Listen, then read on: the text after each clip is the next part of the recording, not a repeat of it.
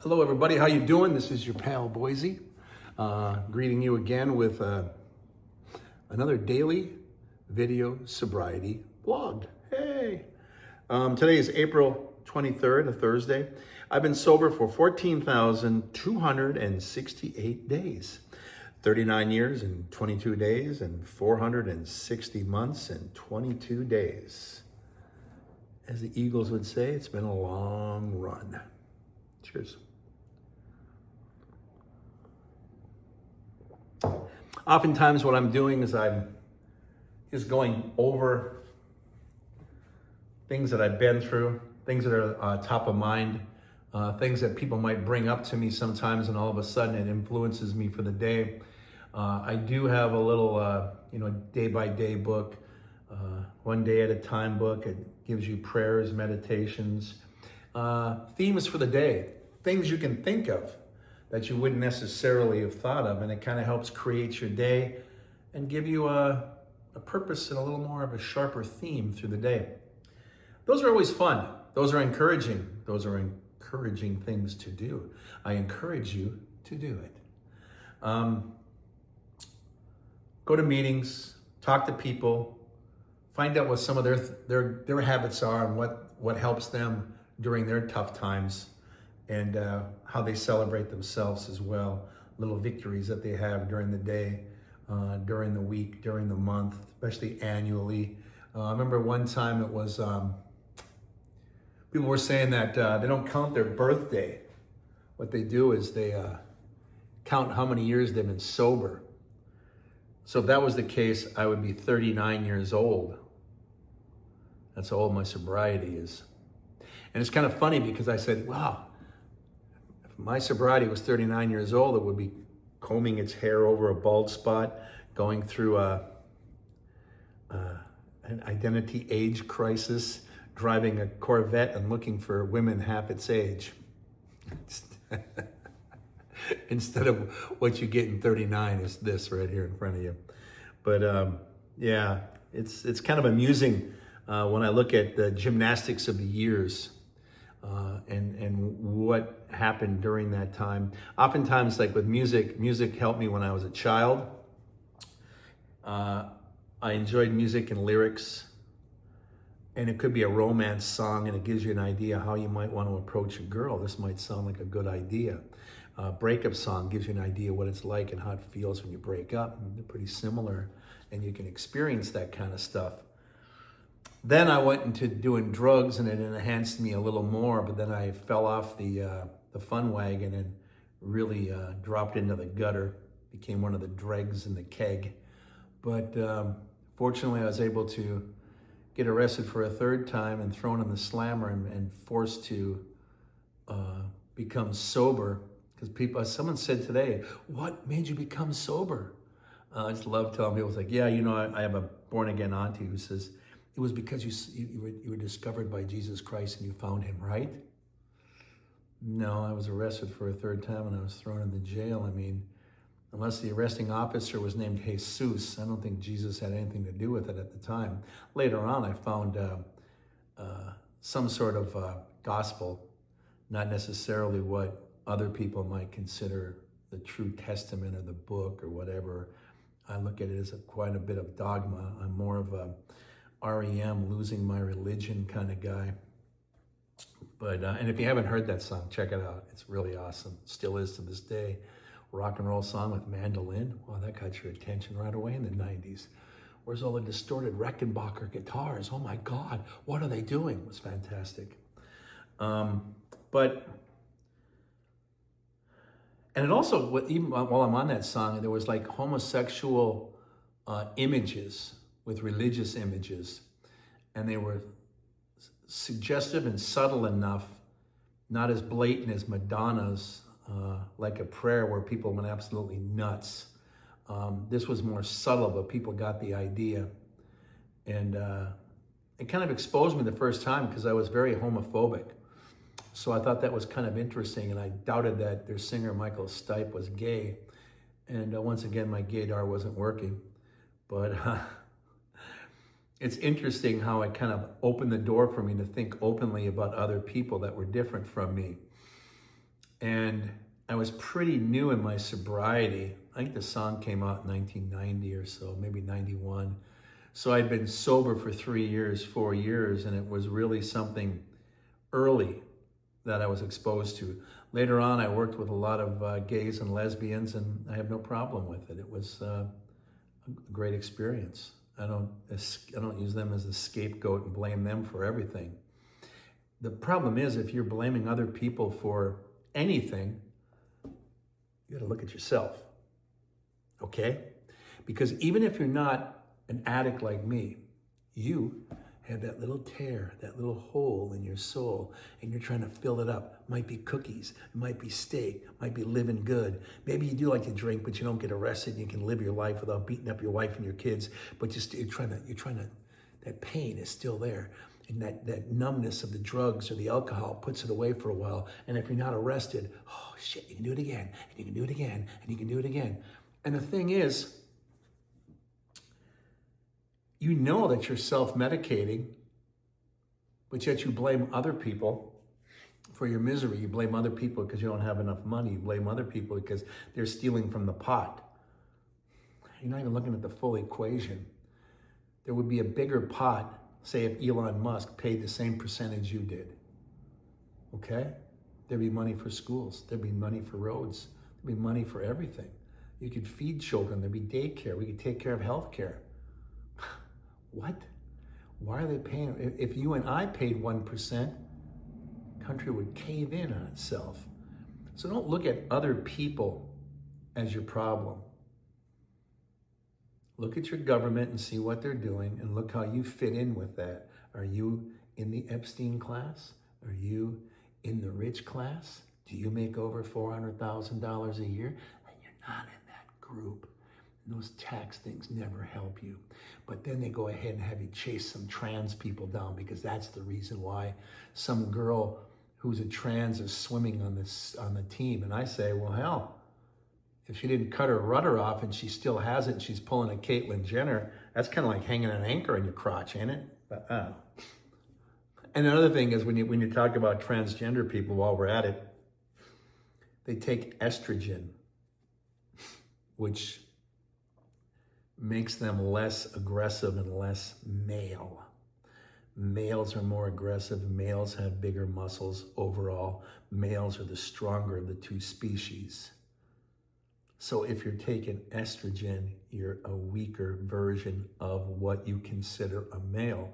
So how could you dominate something when you're basically castrating yourself? Even if you haven't physically castrated yourself, the things you are taking, the women's estrogen, is shrinking up all your junk, and you're less manly and you're more girly. So what's the difference? It just, why are you attacking someone who's on a swim team when it's actually the situation that you're in and you could actually pull yourself out of it? And if your team had Elon Musk and rich people pay their fair share, wouldn't be an issue. There'd be money to be had, money to be spent. Then we could go ahead and have people go in there and use the insurance adjusters to go through and forensically make sure there's no fraud and waste. Basic, simple things. That's what Amazon does. They're not letting their money run around crazy. No, they got people watching. They got watchdogs. That's why the government should have watchdogs. They don't, though. The bottom line is, your hole in your soul, that's what you need to fix. But they want to distract you and have you look at other things. You're being played. And the whole time, you're suffering with your addiction. And you're being misled and you're being used. And when you're misled and used, and you know you're being misled and used, it leads to worse things in your life and worse outcomes. But certainly sobriety is not going to be one of them. Because you need that self-medication because you're fooling yourself. And in the sober light, you realize that you are making a fool of yourself. So what better way to get rid of that feeling by getting a little bump, doing a couple lines, popping a few pills, having a few drinks. It's all gone again. And me and Isco have some fun tonight. and brush that off our shoulders. We don't have to worry about that right now. It'll come back when you're hungover and when your cocaine crashes. It'll come back with interest, because everything comes with interest. In case you're interested in that, and in case you haven't figured it out, that's why you feel the way you do. You're paying the interest. You're paying the tax on what you just did to yourself, your community, and your family overnight. And then you wonder why people don't respect you. People don't look up to you. Your children don't look up to you. They think you're a joke. You just might be. But if you're living that life, you definitely are. You definitely are. Because I'll guarantee you one thing, you'll be just like I was, where you had your friends in high school and you were just having a good time, Dad. Just having a good time, Mom. No big deal. Nothing to see here. Just having a good time. We're just having fun here. Why are you raining on our parade? Why are you on us? What the hell? Why are you like this? You're my trouble. Oh, look. Then they teach me how to point at other people after my parents. Transgenders and other people are making me miserable. Brown and black people are stealing everything from me. That's the reason why. They know how you feel. They're going to harvest and harness that. Put you in a yoke and have you go in that direction. You are nothing more than a whipped, trained mule for politicians when you're that weak and you can't see things with your sober eyes. You can't look at things soberly. You're just lost. You're confused. What do I do? You're doing it to yourself. But the first thing you have to do is detox. I'm gonna have some friends of mine. Yeah, I'm working on my detox. Working on my detox. You're not detoxing. You're working on it. So how much coke are you doing? It's just a little bit.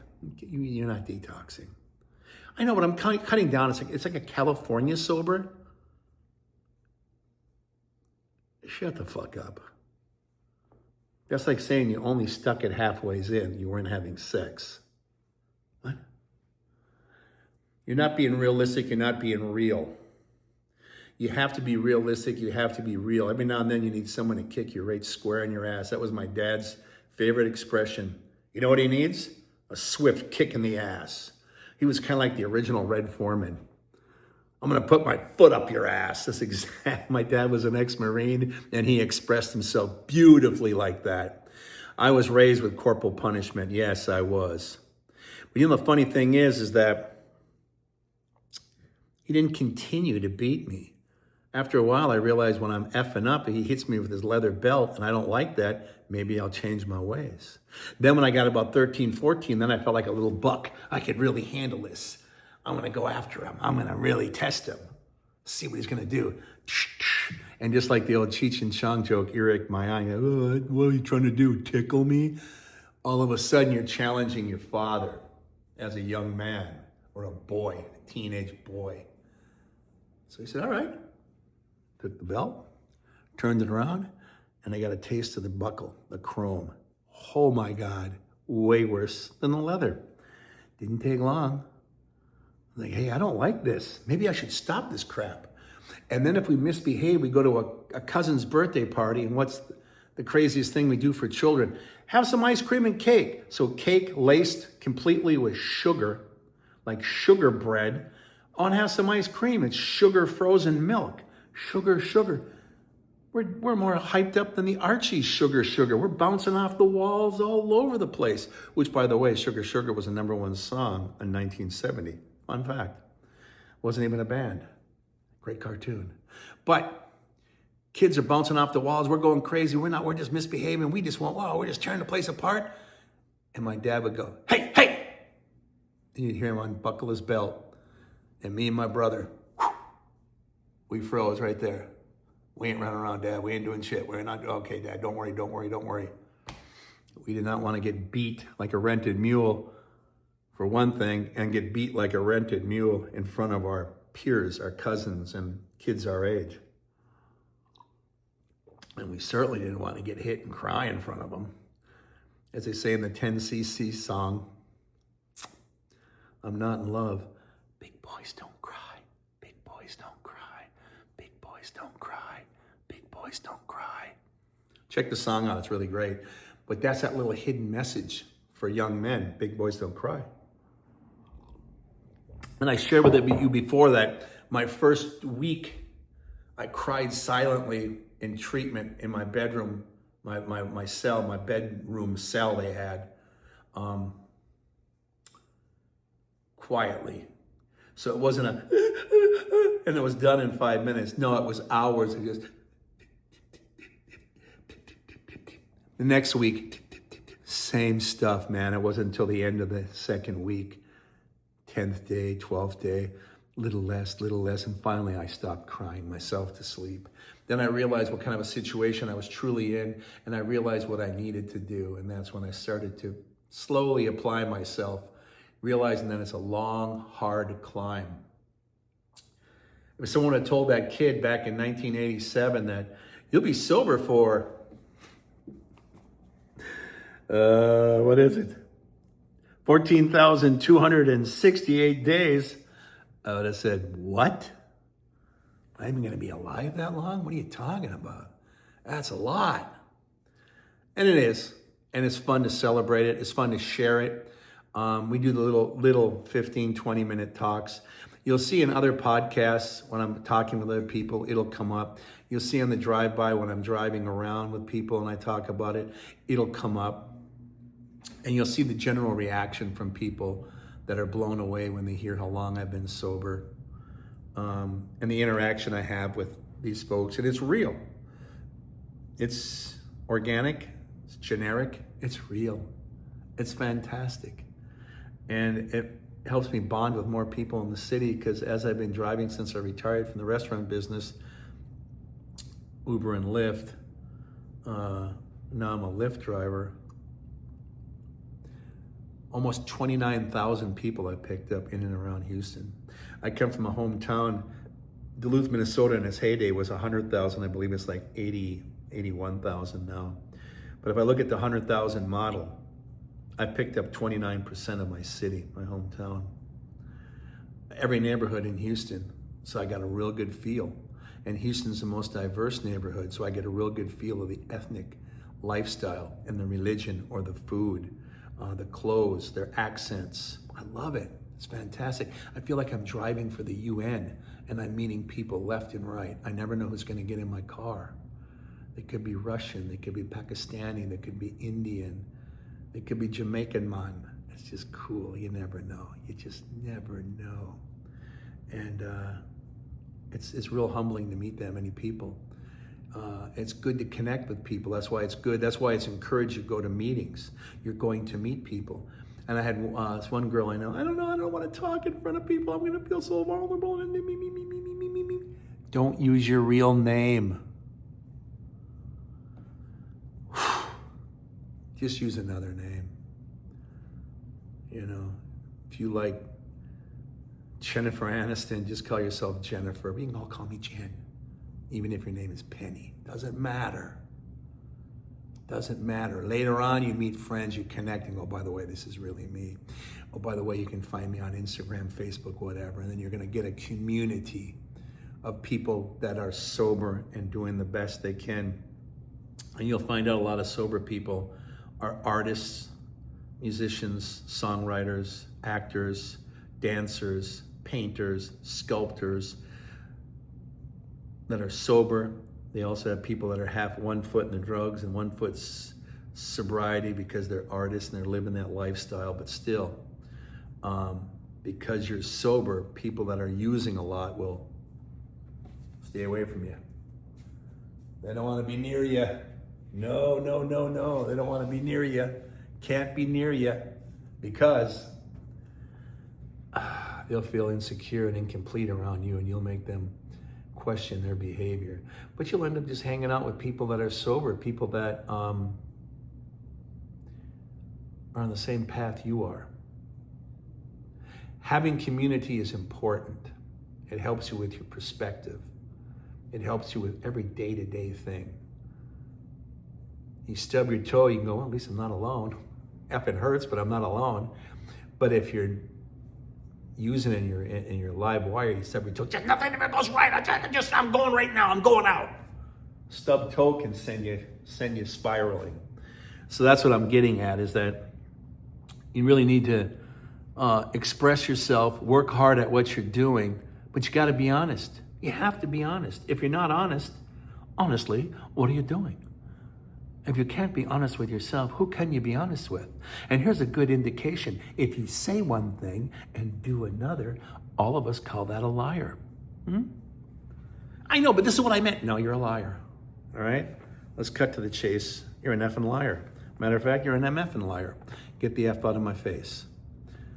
Shun people like that and tell them, come back when you pull your head out of your A, okay? I don't want to talk to you.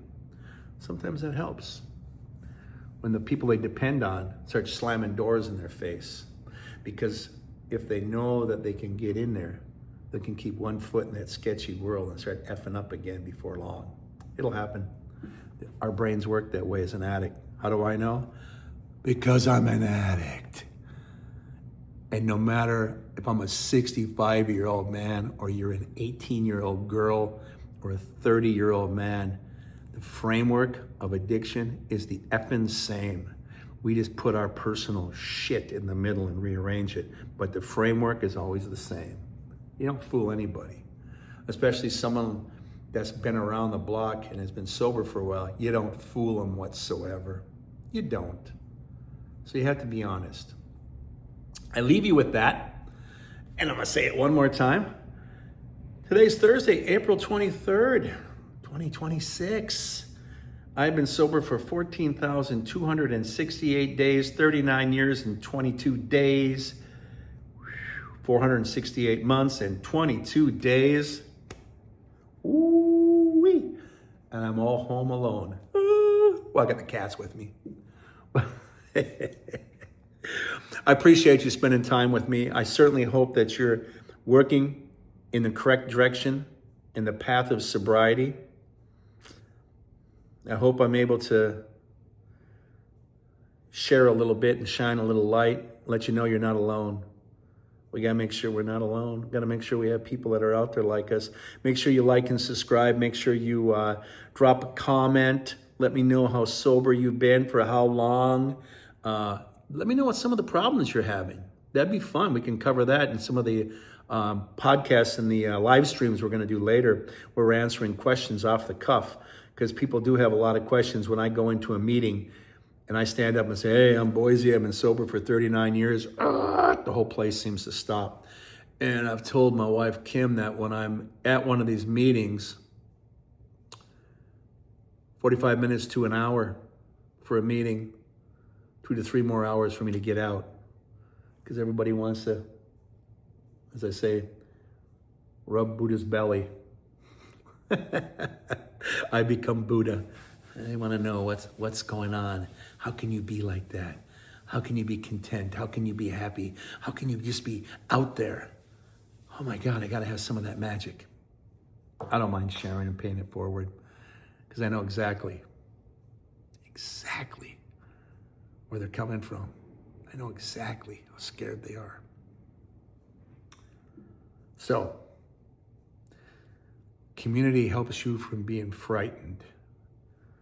When you're frightened, you become more bigoted, more walled off. When you're frightened, you're afraid to talk to people about your inner problems because you fear rejection, and you don't want that girl to reject you, or your father to reject you, or your brother or sister, or your best friend to reject you, and you live in misery and fear. Then you go out and you have a few bumps and have a few beers, and pretty soon that fear is gone till the next day comes back. And if you're on that treadmill, you know exactly effing what I'm talking about. Even if you're a recreational part-time drunkard or druggie, you know what a hangover is. Come on. And it's very emotional too. Anyways, thank you. I appreciate you. Make sure you like and subscribe and follow us and help us with our outreach program to help other people. So mommy and daddies that effed up their lives and their marriages and effed up their family. Kids are collateral damage. Let's take care of some of those children. They need help too. Because all they're going to do is repeat the sins of the father and the mother. We all repeat the sins of the father and the mother. We do. That's why religion wants you to follow Jesus and call him your father. Because they want you to repeat his goodness. See how that works? Almost like it was planned. Anyways, thank you very much. And this is planned. In the words of Ringo, peace and love. Everybody, peace and love. I love the fact that you spend some time with me. I love the fact that you spend your important time with little old me. Thank you from the bottom of my heart to the top of my soul. I love you all. I'll see you again on the next video vlog. Good night. Well, good day. It's an afternoon still, right? We'll see you.